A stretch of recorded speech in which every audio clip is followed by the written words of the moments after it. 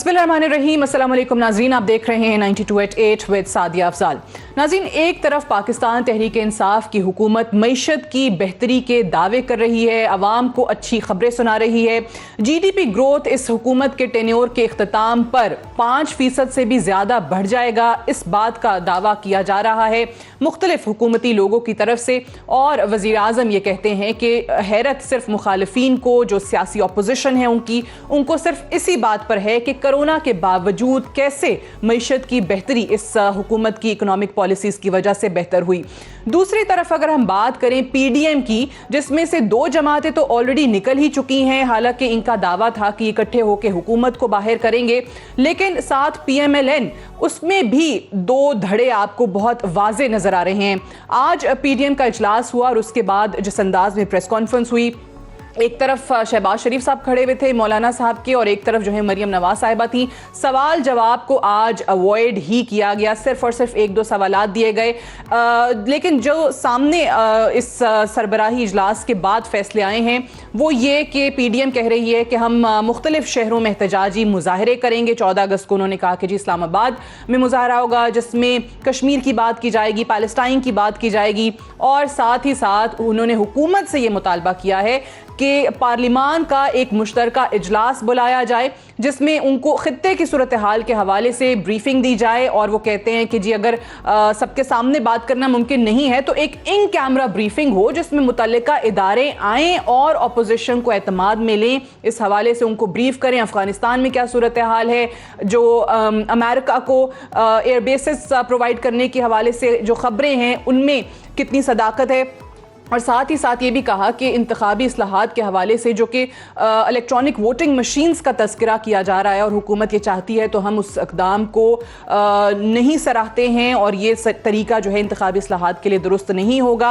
हुकूमती एक ऐसे वज़ीर हैं जो बड़े अरसे से इंतखाबी इस्लाहात के लिए अपोजिशन को दावत दे रहे हैं कि आइए बैठिए बात करें, बहुत आपने हुकूमत गिराओ खेल लिया, अब आप इंतखाबी इस्लाहात की तरफ आएँ। और ये बात जो कल रिकन्सिलेशन की मुफाहमत की हुई है वो पाकिस्तान मुस्लिम लीग नवाज के सदर शहबाज शरीफ साहब की तरफ से हुई है। और वो कौन से हुकूमती वजीर हैं जो अपोजिशन को बड़े टाइम से मुज़ाकरात के लिए कह रहे हैं, आज हमारे साथ प्रोग्राम में मौजूद हैं federal minister for information and broadcasting Fawad Chaudhry साहब। बहुत शुक्रिया फवाद चौधरी साहब प्रोग्राम में ज्वाइन करने के लिए। सबसे पहले तो ये बताइए कि आज ये आपके सामने है प्रेस कॉन्फ्रेंस जिस अंदाज में की गई है, और PDM के जो फैसले हैं उनसे जब आवाम को आगाह कर रहे थे मौलाना फजलुर रहमान साहब, तो उन्होंने कहा है कि जी PDM ने फैसला किया है कि एहतजाजी मुजाहरे हुकूमत के खिलाफ हम जारी रखेंगे, लेकिन हुकूमत से जो मुतालबा किया है उस पर आप क्या राय रखते हैं कि वाकई जिन मामलात की निशानदेही उन्होंने की है या जिनके हवाले से वो चाहते हैं कि अपोजिशन को ब्रीफ किया जाए, उस पर पार्लिमान का मुश्तरका इजलास बुलाएंगे?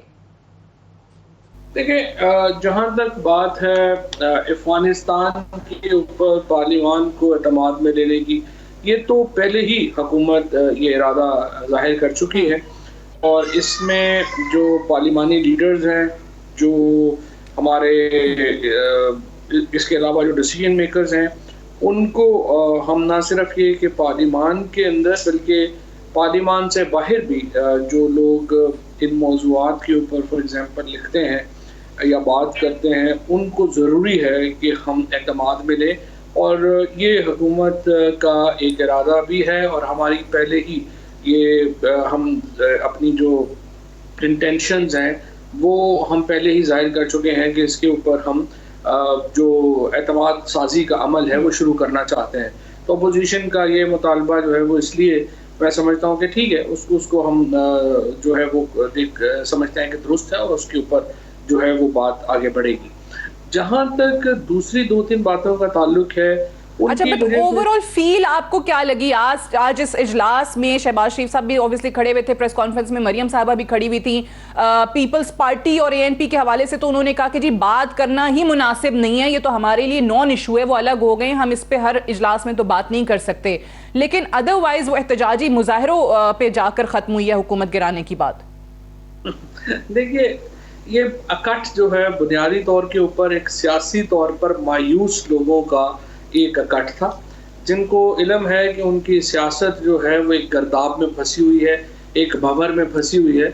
और इसीलिए मैंने तो सुबह मशवरा दिया था शहबाज शरीफ साहब को कि पहले अपनी जमात को तो आप इकट्ठा कर लें, उसके बाद अपोजिशन को इकट्ठा करने का सोचिएगा। फिलहाल इस अपोजिशन की ना कोई डायरेक्शन है, ना उनकी जो है वो कोई तंजीम है, और ना ही इन लोगों का आपस में कोई एक नज़रियाती इत्तेहाद है। ये सारे सिर्फ इमरान खान दुश्मनी में इकट्ठे हैं, और इमरान खान दुश्मनी भी सच्ची बात यह है कि इनका कोई प्रॉब्लम नहीं है। आज सिर्फ इमरान खान अकाउंटेबिलिटी से हाथ उठा लें, एहतसाब के जो मामलात हैं उनसे हम हाथ खींच लें, तो ये सारे दौड़े दौड़े कल जो है वो इमरान खान को भी जो है वो अपना उस्ताद मान लेंगे। इनका झगड़ा सिर्फ अपने 8-10 केसेस तक है, ना इनकी सियासत उससे आगे है, ना इनकी सोच उससे आगे है। ये जो बात करते हैं इस वक्त अफगानिस्तान की या फ़लस्तीन की या चीज़ें, ये सिर्फ हांडी में मसाला डालने के लिए करते हैं। अदरवाइज तो इनकी जो दिलचस्पियां हैं वो सबको मालूम भी हैं, उनके सामने ज़ाहिर भी हैं। फिलहाल मुझे नहीं लगता कि इनका कोई भी जो इस वक्त मामला है उसमें कोई सियासी अकल और दानिश या कोई मुल्क के लिए कोई इनकी सोच है। ये सारे जो हैं वो अपने ज़ाती मुफादात के लिए इकट्ठे हैं। अच्छा, अब आप जी जी अब मसलन आप देखिए, जो इन्होंने ये कहा कि हम जलसे करेंगे, भाई कश्मीर का इलेक्शन होने लगा है, आप अपने उम्मीदवार वहां पे देंगे, वहां पे इलेक्शन होगा, आप वहां पे जलसे करें जाके, और उसके बाद आपके सामने जो है वो मैदान भी है, घोड़ा भी है, और नतीजा भी आपके सामने आ जाएगा। तो आप इस्लामाबाद में 14 अगस्त को आप एहतजाजी मुजाहरा करेंगे, जिस दिन पूरी कौम एक आज़ादी का जश्न मनाएगी, उस दिन PDM एहतजाजी मुजाहरा करेगी। आप अंदाजा लगाएं कि इनमें थोड़ी सी भी ये हालांकि सारे बुजुर्ग हैं, हमारे से तो सारे 3-3 गुना बड़ी उम्र के हैं, लेकिन बात यह है कि ये सारे जो लोग हैं इनमें एक बुनियादी अकल भी नहीं है कि ये करना कि 14 अगस्त को जब पूरी कौम बैठ के, सारी कौम जो है वो वहां पे जश्न मनाएगी, ये वहां पे एहतजाजी मुजाहरा करेंगे। अच्छा, लेकिन फवाद चौधरी साहब, ठीक है, ये तो एक और पहलू है जो उन्होंने आज ऐलान किया एहतजाजी मुजाहरों के हवाले से, लेकिन बुनियादी बात मैंने इंट्रो में भी जिक्र किया कि आपने भी कई दफा कहा कि जी आइए बैठिए, रिफॉर्म्स के लिए मुज़ाकरात की आपने दावत दी। अब खुद शहबाज शरीफ साहब जो हैं वो रिकन्सिलेशन की बात कर रहे हैं, वो कहते हैं कि जी एक नया सोशल कॉन्ट्रैक्ट होना चाहिए, अमरानी माहिदा होना चाहिए, और मुल्क इस तरीके से आगे नहीं चल सकता। लेकिन एट द सेम टाइम आप लोगों को अपोजिशन से यह एतराज होता है कि जी वो पार्लिमान में बात नहीं करने देते, अगर वजीर आजम आए तो उनको भी बात नहीं करने दी जाती। यही एतराज अपोजिशन आप लोगों पर करती है कि आप लोग पार्लिमान को इंपॉर्टेंस नहीं देते हैं। वहां पर अपोजिशन लीडर जो है कौमी असेंबली में वो शहबाज शरीफ साहब हैं। अब ये मामलात कैसे चलेंगे? मिसाल के तौर पे सीपेक अथॉरिटी वाला जो मामला था वो उन्होंने कहा कि जी बड़ी जल्दबाजी में सेनेट से आप लोगों ने बिल मंजूर करवा लिया, तो कायमा कमेटियां जो हैं उनको या लेजिस्लेटर्स को किसी भी तरीके से आप लोग इंपॉर्टेंस नहीं देते हैं। ये एतराज हुकूमत पे बार बार है। एक तरफ हुकूमत पे फिर ये एतराज आता है कि आप जो है वो सीपैक से मुतालिक फैसले करने में देरी कर रहे हैं।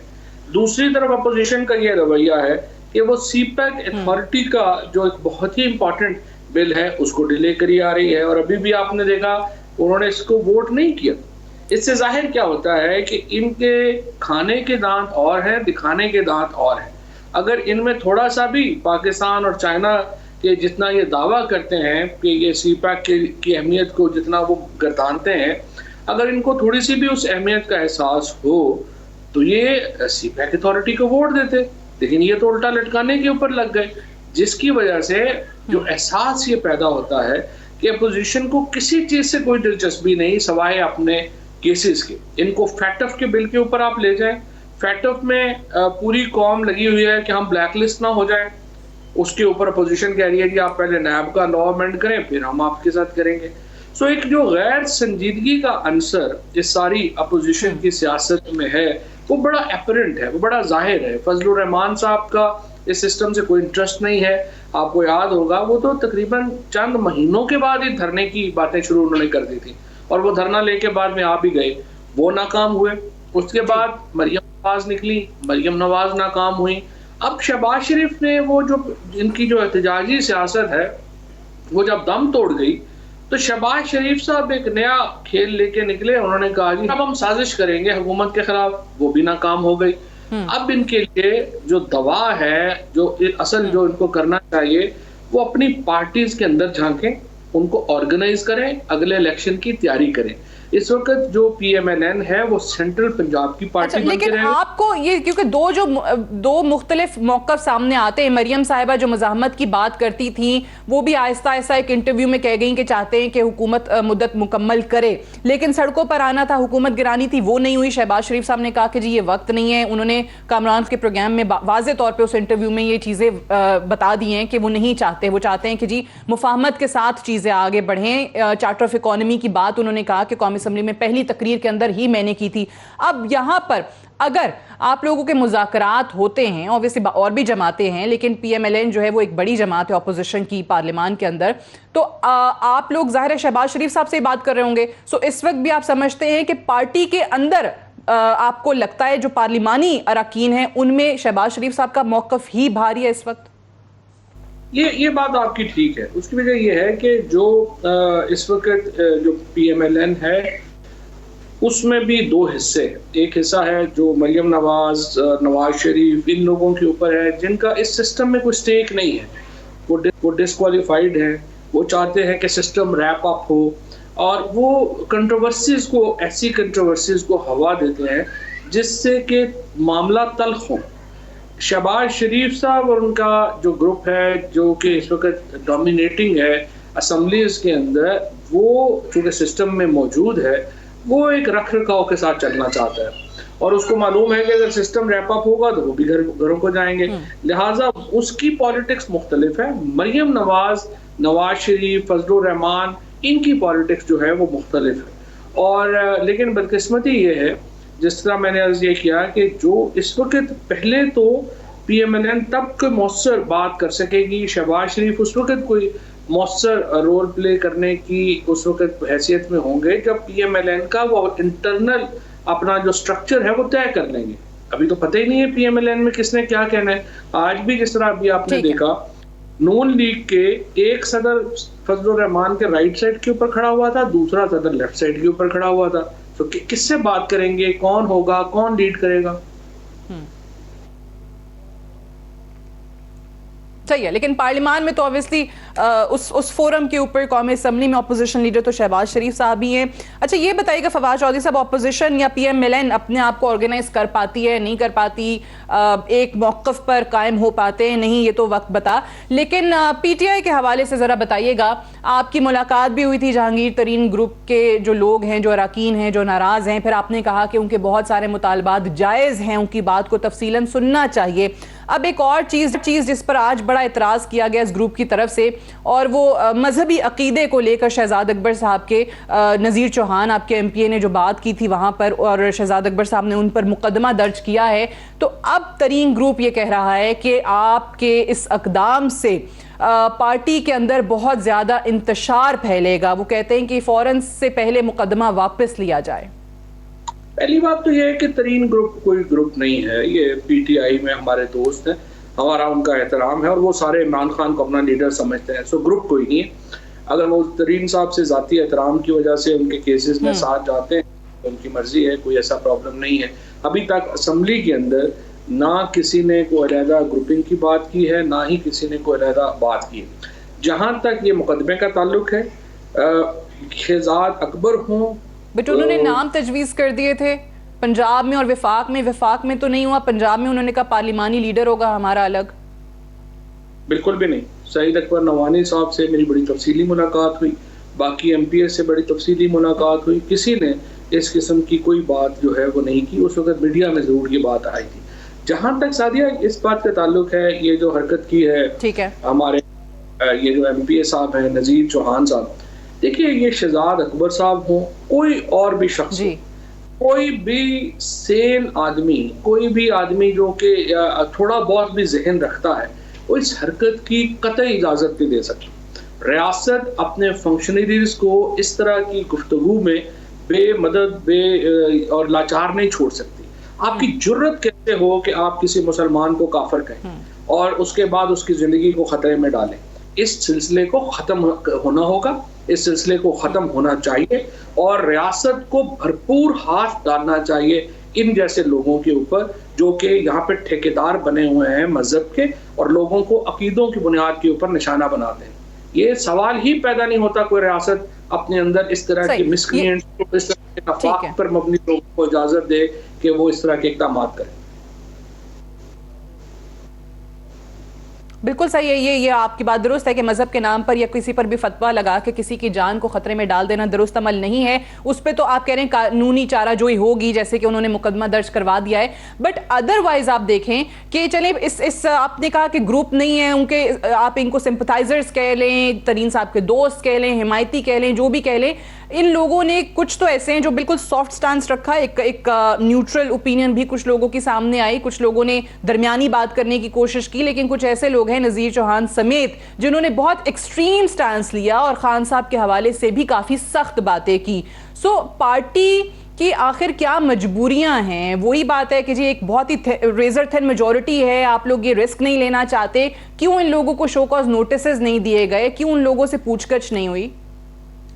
देखिए, सवाल एक दो लोगों के किसी ने फ्रेंकली कोई बात नहीं की है। एक तो आपने नाम ले लिया, नज़ीर चौहान ने कुछ ऐसी बातें की और जाहिर है कि वो तो FIR का सामना कर रहा है। जो बाकी लोग हैं उनमें से किसी ने कोई ख़ास ऐसी बात नहीं की जिसके ऊपर आप क्या एतराज़ करें। अगर वो कहते हैं हमें इग्नोर किया जा रहा है, हमें फंड्स नहीं मिल रहे, लेकिन इमरान खान हमारे लीडर हैं, PTI हमारी पार्टी है, तो इस पर क्या शो कॉज होना चाहिए? क्या पार्टी हम कोई एक डिक्टेटरशिप चला रहे हैं? क्या इमरान खान को मुसोलिनी या हिटलर के फॉलोअर तो नहीं है? Is a democratically elected prime minister of Pakistan और पार्टी के अंदर डिसेंट का लोगों को हक है, वो अपनी एक मौक़िफ़ दे सकते हैं, अपनी बात कर सकते हैं उसके तरीक़ाकार में। अलबत्ता एक है कि कई लोग जो है उनका तरीक़ाकार मुनासिब होता है, कईयों का तरीक़ाकार थोड़ा गैर मुनासिब होगा, लेकिन इसके अलावा मेरा नहीं ख्याल इसमें कुछ शोकॉज देने वाली बात। सही है। फवाद चौधरी साहब, federal minister for information and broadcasting, thank you very much for joining us. एक ब्रेक प्रोग्राम करेंगे और ब्रेक से वापस आएंगे तो पंजाब और सिंध के दरमियान पानी की तकसीम के मामले पर जो बहुत अरसे से तनाज़ा चल रहा है और अभी उसमें शिद्दत आती चली जा रही है, दोनों सूबों की तरफ से एक दूसरे पर इल्ज़ामात लगाए जा रहे हैं, इस मामले पर बात करेंगे right after this short break. Stay tuned.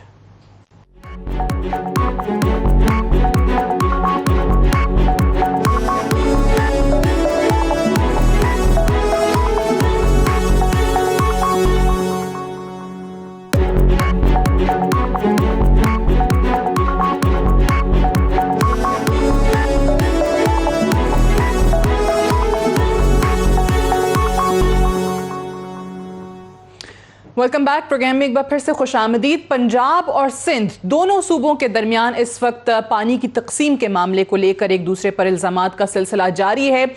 आज सिंध असम्बली में वज़ीर आला सिंध मुराद अली शाह साहब ने भी ये बात की और कहा कि सिंध के साथ बहुत ज़्यादा ज़्यादती की जा रही है और इसका हिस्सा कम किया जा रहा है।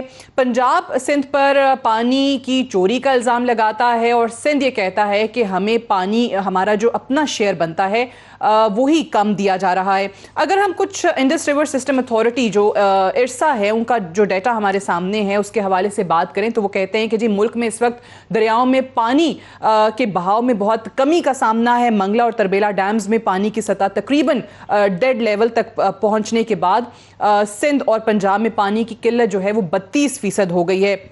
ये भी जहन में रहे कि पहले ये किल्लत जो थी सूबों में पानी के हवाले से कम पानी वो 23% था, अब इसको बढ़ाकर 32% कर दिया गया है। फिर साथ ही साथ कुछ जो मेट ऑफिस की तरफ से आदादो शुमार दिए गए हैं वो ये कहते हैं कि जी अच्छी खबर है। अच्छी खबर ये है कि जी स्कर्दू में जो टेम्परेचर है वो 29 डिग्री सेंटीग्रेड है और ये पहला मौका है, वो कहते हैं कि जी इस सीज़न में ये टेम्परेचर रिकॉर्ड किया गया है। सो अब 48 से 72 घंटों में बकौल मेट ऑफिस ये सूरत हाल बेहतर होने का इम्कान है क्योंकि बर्फ़ पिघलना शुरू होगी और दरियाओं में पानी का बहाव जो है वो बेहतर होगा। साथ ही साथ अगर हम देखें कि इस पर जो पहले पानी दिया जा रहा था इन सूबों को वो उसमें कमी कितनी आई है। सिंध का जो शेयर था पानी का उसको 74,000 क्यूसेक्स जो है वो कर दिया गया है 84,000 से, और पंजाब का 94,000 से 83,000 क्यूसेक्स जो है वो कर दिया गया है। सिंध ने इस पर अपना एहतजाज रिकॉर्ड करवाया है और कहा है कि जो 1991 का रिकॉर्ड है पानी की डिस्ट्रीब्यूशन के हवाले से उसकी ये वायलेशन है। इरसा साथ ये भी बताता है कि कमी इस कदर ज़्यादा है कि पिछले साल स्टोरेज 6.3 मिलियन एकड़ फीट था और इस साल 0.67 मिलियन एकड़ फीट है। और पिछले साल वो कहते हैं कि जी प्रोविंसेस जो है वो 2,66,000 क्यूसेक्स उनको मिल रहा था और इस साल 1,73,000 क्यूसेक्स मिल रहा है, जबकि सूबों की जो डिमांड है वो 2,65,000 क्यूसेक्स है। इसी मामले पर आज प्रोग्राम में तफसीलन हम बात करेंगे।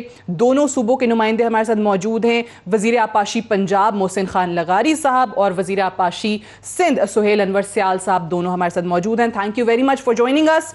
पहले अगर एतराज़ जो सिंध की तरफ से आज दोबारा जिसको रिकॉर्ड करवाया गया, सियाल साहब आप ही से आगाज़ करें कि ज़रा ये मामला आवाम के लिए समझाइएगा कि हम एक दूसरे के इल्ज़ामात तो देख रहे हैं कि हमारा हिस्सा कम कर दिया गया, वो कहते हैं कि आप लोगों ने चोरी की है, आप लोगों की वजह से वहाँ पर पानी की कमी होती है, वहाँ नहरें निकाल दी जाती हैं, जो जागीरदारों पर आज इल्ज़ाम लगाए गए फिरदौस आशिक अवान साहब की तरफ से भी।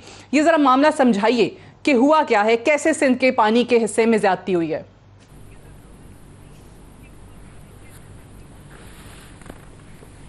बिस्मिल्लाहिर्रहमानिर्रहीम। देखें, ये एक वाटर अकॉर्ड है 1991 में, उसके अकॉर्ड के बाद बनी इरसा का फर्स्ट पेज जो बिल्कुल है उसी में ये कहा गया है कि इरसा इस वाटर अकॉर्ड को इम्प्लीमेंट करवाएगी, अपना न के फार्मूला देगी।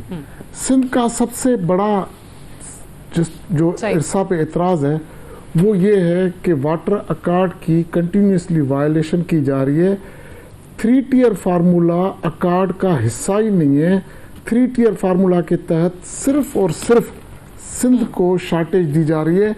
आज जो कहा जा रहा है कि सिंध का जो अपना पानी का जो हिस्सा है वो हम एक्चुअल दे रहे हैं। अब ये मेरे पास ये आपकी कैमरा दिखा सके तो ये है, इसमें भी आप देखें कि सारे चारों सूबों में सिर्फ माइनस जो शेयर बन रहा है 3 टियर फार्मूला के तहत वो सिर्फ सिंध का बन रहा है। तो सिंध के साथ ये ज्यादती क्यों हो रही है? दूसरा, उस दिन लगारी साहब प्राइम मिनिस्टर हाउस में भी मीटिंग में मौजूद थे। टीपी लिंक पे हमें एतराज़ है। टीपी लिंक कैनाल जो है वो कहीं भी अकॉर्ड का हिस्सा नहीं था। गलत, अगेन ये आप देखेंगी, इसको आपका कैमरामैन अगर जूम कर सके, इस गलत झूठी वायर पे इन्होंने टीपी लिंक कैनाल खोला कि 24 तारीख को नेशनल असेंबली में ये डिसाइड हुआ है कि टीपी लिंक कैनाल जो है खोला जाए with the permission of chair. ये इन्होंने इनके किसी इरसा का नहीं, इनके इरिगेशन पंजाब का ये लेटर है। 27 को जब मामला ये हमारे सामने आया तो हमने चेयरमैन स्टैंडिंग कमेटी नवाब यूसुफ टालपुर हैं, उनसे रुजू किया। उन्होंने ये क्लियर रिटन में उनको लिख के दिया कि भाई ये चीज़ जो है गलत है, ये डिसाइड हुआ ही नहीं है। और उन्होंने ऑब्जेक्ट किया, ऑब्जेक्शन डाला कि टीपी लिंक कैनाल आप खोल ही नहीं सकते। बाय 1/3 मेजॉरिटी से हमारे इरसा के मेंबर ने इनको फिर लिखा कि भाई पंजाब ने सिर्फ कहा कि टीपी लिंक कैनाल खोला जाए, जबकि बलूचिस्तान, केपी और सिंध ने अपोज किया। उसके बावजूद टीपी लिंक कैनाल खोला गया है। और ये बड़ी मजाका खेस इनका ये आर्ग्यूमेंट है। मैंने कल वो सुना फिरदौस आशिक अमान साहबा का, टीपी खोल देना, आप कहते हैं कि जी ये बिल्कुल 1991 के अकॉर्ड की सरीहन खिलाफ वर्जी है, ये उसके अकॉर्डिंग नहीं है जैसे कि क्लेम किया जा रहा है। सुहेल अनवर सियाल साहब, पॉइंट वेल टेकन। मोहसिन लगारी साहब, अगर आप मुझे इजाजत देंगे प्लीज तो मैं एक ब्रेक ले लूं, ब्रेक से वापस आकर तफसीलन इस पर मैं आपका जवाब जानती हूं। Right after this short break, stay tuned.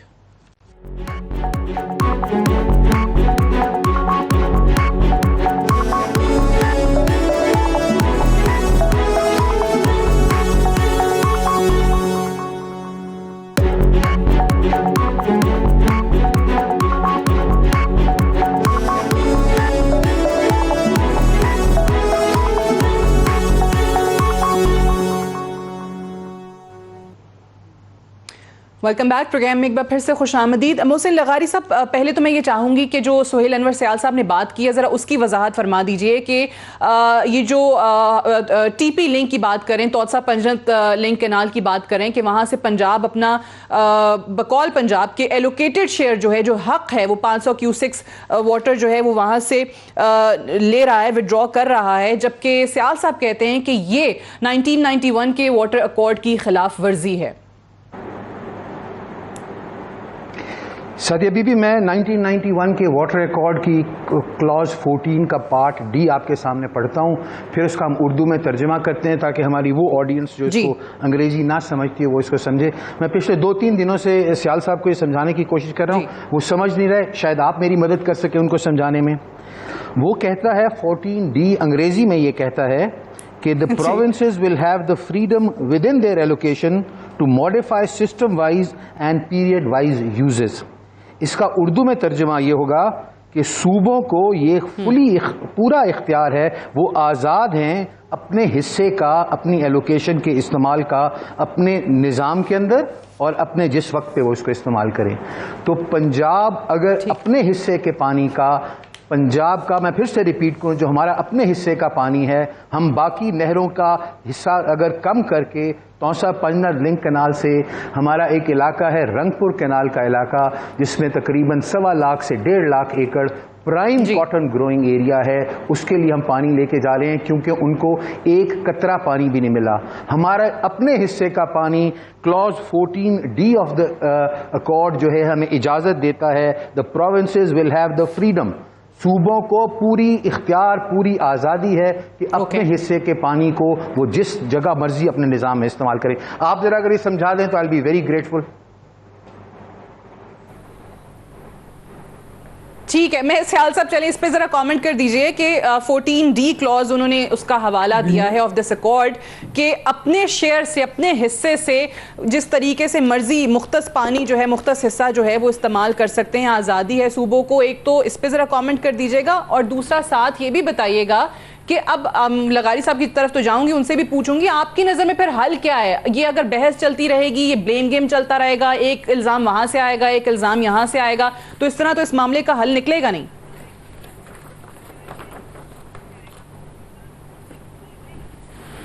देखें, वाटर अकॉर्ड की ये चार्ट है, उसमें हर केनाल के लिए वाज़े लिखा हुआ है कि किस केनाल को खोलना है, किसको बंद करना है। और लिंक केनाल, हमें चश्मा पे भी हमें एतराज़ है क्योंकि वो लिंक केनाल था और फ्लडेड केनाल था, टीपी केनाल भी फ्लडेड केनाल है, और अगर इनका ये हक था तो ये झूठी केनाल वायर खोल के लिए ये झूठे आर्गुमेंट देने की ज़रूरत क्या थी कि हमने इरसा में ये मामला उठाया। इरसा में मामला क्यों उठाया गया जब वहाँ पे मेजॉरिटी में ये क्यों केपी और बलूचिस्तान और सिंध ने इस पंजाब की जो रिक्वेस्ट है वो रिग्रेट कर दी गई, क्यों रिजेक्ट की गई? अगर ये इनका राइट था तो इरसा के इस झूठी इसमें देने की ज़रूरत क्या इनको पेश आई? ये गलत बयानी कंटिन्यूसली करते आ रहे हैं और हम मुसलसल कह रहे हैं कि ये 14th बी, कभी 3 टियर फार्मूला, कभी क्या।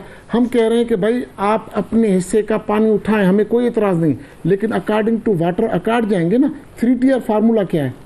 सिंध के साथ कंटिन्यूसली ज्यादती की जा रही है। एक इरसा का अच्छा सयाल साहब ये बताइएगा, ये आपने कहा कि इनको फिर ये एक्सक्यूज देने की जरूरत नहीं थी कि हमने इरसा से ये मामला टेकअप किया है, बट ये जो चश्मा लिंक कैनाल की आपने बात किया, टीपी लिंक कैनाल की हम बात कर रहे हैं, ये does it mention TP canal in this accord या फिर चश्मा कैनाल, कहीं किसी का भी जिक्र है? जी जी बिल्कुल बिल्कुल। टीपी लिंक कैनाल जो है वो कहीं पे भी नहीं लिखा हुआ, लेकिन अनफॉर्चुनेटली उस वक्त कई चीज़ें हमें इस अकॉर्ड में हमें एतराज़ था ना। ग्रेटर थल कैनाल इन्होंने उसमें दिखाया हुआ है वाटर अकॉर्ड में। रंगपुर जिनकी अभी इन्होंने बात की ना, कहीं पे भी रंगपुर का जिक्र नहीं। ग्रेटर थल कैनाल का इन्होंने हेड जो दिखाई है वो चश्मा लिंक कैनाल पे दिखाई, जिस पे भी हमें एतराज़ है, लेकिन ग्रेटर थल कैनाल इसमें वाटर अकॉर्ड में है। हमें मजबूरन ये तस्लीम करना पड़ा, जबकि हमें एतराज़ है इस बात पे। आते हैं हम दूसरी बात ये कि ये कंटिन्यूसली ये कह रहे हैं ना कि वे फॉरवर्ड। हम प्राइम मिनिस्टर की मीटिंग में भी इन्होंने कहा कि way forward, even prime minister साहब ने भी कहा कि वे फॉरवर्ड क्या है। फिर इन्हीं के अटॉर्नी जनरल ने दिसंबर 2019 में अटॉर्नी जनरल ने एक रिपोर्ट जमा कराई। उस रिपोर्ट में क्लियर मेंशन्ड है, आज तक वो सीसीआई में रिपोर्ट उस पर डिसीजन नहीं हो रहा, क्योंकि वो पंजाब के फेवर में नहीं है, पीटीआई पंजाब के फेवर में नहीं है। कभी कहते हैं कि ये रिपोर्ट सही नहीं है, दूसरी रिपोर्ट लेके आए, दूसरी नहीं तीसरी लेके आए। भाई जो कानून में लिखा हुआ है उस पर आप अमल करें ना सीधा सीधा।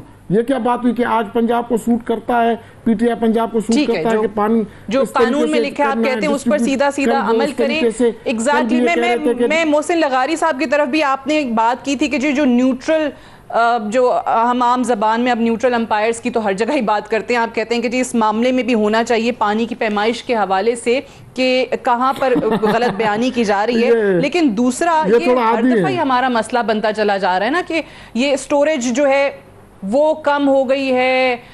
ये स्टोरेज कैपेसिटी जो है, दुनिया 40% पानी ज़ख़ीरा करती है, हम सिर्फ जो है वो 10% पानी ज़ख़ीरा करते हैं और हर दफ़ा हर थोड़े अरसे के बाद हमें ये प्रॉब्लम्स फेस करनी पड़ती हैं। फिर सूबों के मामलात बीच में आ जाते हैं। तो ये चीज़ें किस तरीके से इम्प्रूवमेंट की तरफ जा सकती हैं? सादिया बीबी, मैं फिर से सियाल साहब से माजरत के साथ, वो नाराज़ हो जाते हैं, वो जोश में आ जाते हैं। मैं फिर से उनसे कहूँगा कि इसका अंग्रेज़ी का तर्जमा किसी से उर्दू में करवा लें, उनको शायद बेहतर समझ आए कि हमारा हक है कि नहीं है। अगर हम थोड़ा सा इसमें देखें कि ये लिंक कनाल्स हैं क्या, लिंक कनाल्स पंजाब के हिस्से का पानी एक दरिया से दूसरी दरिया में ले जाने का निज़ाम है। हम लेके जाते हैं बल्लोकी से सुलेमान की में दरिया, हम बल्लोकी से दरियाए रावी से पानी लेके हम जाते हैं सुलेमान की दरिया सतलुज के लोगों को पानी देने के लिए, क्योंकि दरिया सतलुज हिंदुस्तान के पास चला गया अग्रीमेंट के अंदर। तो इसी तरह ये जो हमारा लिंक कनाल का निज़ाम है, इसको दुनिया एक इंजीनियरिंग मिरेकल कहती है कि एक दरिया का पानी हम दूसरे दरिया में ले जाके तीसरे दरिया वाले लोगों को पानी का पीने का और इस्तेमाल का पानी देते हैं। तो ये तो एक इंजीनियर, दुनिया इसको इंजीनियरिंग मार्वल कहती है कि इससे ज़्यादा मतलब ये वंडर ऑफ द वर्ल्ड में से है, और हमें इस पर एतराज़ है। तौसा पंजनद लिंक कनाल 1970 में बनी थी और इसका बुनियादी मकसद ये है कि दरियाए सिंध में से जो पंजाब का हिस्सा है वो ले जाके पंजनद के मकाम के ऊपर बहावलपुर और रहीम यार खान के जो इलाके हैं, जो अब्बासिया कनाल और अब्बासिया लिंक कनाल और पंजनद कनाल से पानी लेते हैं, उनको पानी दिया जाए, बिकॉज वो ओरिजिनली दरियाए सतलुज वाले पानी के साथ वो लोग इरीगेट हुआ करते थे। तो ये उनके लिए पानी नहर बनाई गई थी। इसी नहर को जब बनाया गया तो एक इलाका आता है जो लोअर रंगपुर कनाल का इलाका है। वो रंगपुर कनाल जो ओरिजिनली त्रिमू बैराज से निकलती थी, बीच में ये लिंक कनाल चली, तो बजाय इसके कि इसका उसके ऊपर से कोई पुल वगैरह बना के या कोई साइफन बना के डाला जाता, ये अगर इसको थोड़ा समझने के लिए मजीद इसको एलेबरेट हम करें कि अगर आपका एक पंजाब का एक सूबे का हिस्सा है पानी का, वो आपने पॉइंट ए से पॉइंट सी तक लेकर जाना है, वो आपकी मर्जी है कि वो हिस्सा पॉइंट ए से पॉइंट सी तक डायरेक्ट ले जाएं या फिर उसको through point B, point A से पॉइंट बी और फिर पॉइंट बी से पॉइंट सी तक लेकर जाएं। वो फिर आप कह रहे हैं हमारा हिस्सा, हम जिस तरह मर्जी उसको यूज करें। हमारा वो कन्वेंस का चैनल है, वो चैनल है जो लेके जाता है एक जगह से दूसरी जगह कनाल्स को। ठीक है। जहां तक फिर इन्होंने बात की कि अब इसका हल क्या है, फ्यूचर हमने क्या करना है, सादिया बीबी, सबसे बड़ा इस वक्त जो मसला है वो है हमारा नंबर्स की रिपोर्टिंग का, एज टू इसको रिपोर्ट कैसे करें। आपने जैसे न्यूट्रल अंपायर्स की बात की, यही बात मैं पिछले कई दिनों से कह रहा हूं कि हमारा एक दूसरे के ऊपर थोड़ा एतमाद की कमी है और हम एक दूसरे के नंबर्स को नहीं मानते। आज भी हमारे सिंध वाले भाइयों ने सरप्राइज रेड किया एक हमारे पंजनद कनाल के ऊपर, और अल्लाह ताला का लाख लाख करम है कि हम सुरखुरू हुए, क्योंकि हम एग्जैक्ट नंबर्स ही कोट करते हैं जो हम देते हैं, और हमारा डेटा जो है रोज इंटरनेट पे सारी दुनिया के देखने के लिए अवेलेबल है कि किस वाटर चैनल के अंदर कितना पानी जा रहा है। ठीक है, अच्छा सियाल साहब, ज्यादा हमारे जो वाटर प्लीज मेरे पास टाइम थोड़ा सा ये कमेंट कीजिएगा कि ये ट्रस्ट डेफिसिट का ही फिर मामला लग रहा है। वो कह रहे हैं कि भाई अगर आप लोग सरप्राइज रेड्स कर रहे हैं इस तरीके से कैनाल्स पे और चेक करने के लिए कि वाकई फिगर स्टैटिस्टिक्स सही है कि नहीं है, तो फिर कैसे नंबर्स पूरे हैं, आप लोग बैठ के बात भी कर सकते हैं। सही है, नंबर्स चैलेंज हो रहे हैं एक दूसरे के। जी सियाल साहब, मैं सही नंबर है हमारे नंबर, सही निकले हैं। देखिए मैं एक चीज इनको शायद मेरी जी ठीक लगारी साहब, अब फिर मैं आपकी बात पे मैं बीच में नहीं टोक रहा था, अब मुझे एक अब शायद मैं इंग्लिश कमज़ोर है और लिगारी साहब की उर्दू कमज़ोर है। लिगारी साहब को बार बार कह रहा हूँ कि आप इस वाटर अकार्ड के बुक तहत चलें जिसमें कहीं पे भी रंगपुर का जिक्र नहीं है। टीपी लिंक कैनाल अगर इनका हक था तो फिर ये गलत मैसेज क्यों कन्वे किया गया, इरसा में क्यों आया, इसका इनके पास जवाब नहीं है। अटार्नी जनरल की रिपोर्ट पे इस वक्त तक CCI उस पर अमल दरामद क्यों नहीं कर रही, इसका कोई जवाब नहीं। 3 सूबों ने टीपी लिंक कैनाल खोलने की मुखालफत की, ये हठधर्मी क्यों दिखा रहे हैं, इसका कोई जवाब नहीं। कल फिरदौस साक्षी कवान साहबा कह रही हैं कि कोटड़ी में पानी जो है वो चोरी हो रहा है। अब खुद ये कह रहे हैं कि हम हर सूबे का अपना मर्जी है कि वो इंटरनल पानी की डिस्ट्रीब्यूशन करें, हमें कह रहे हैं कि सिंध पानी की चोरी कर रहा है। अजीब, जहां पे इनकी अपनी मंतक जहां पे काम करे तो वो आप कह रहे हैं वो भी सिंध की फिर मर्जी है, जिस तरीके से मर्जी इंटरनल डिस्ट्रीब्यूशन जो है वो करे। सुहेल अनवर सियाल साहब, मोहसिन खान लगारी साहब, बहुत बहुत शुक्रिया प्रोग्राम में ज्वाइन करने के लिए। आई होप कि टेम्परेचर की बेहतरी के साथ जैसे दावा किया जा रहा है कि आने वाले दिनों में ये पानी का बहाव दरियाओं में बेहतर हो जाएगा, उसके बाद ये मसला भी हल हो जाए। I have to wind up the show here. I will see you tomorrow इंशाल्लाह। इजाजत दीजिए, खुदा हाफिज।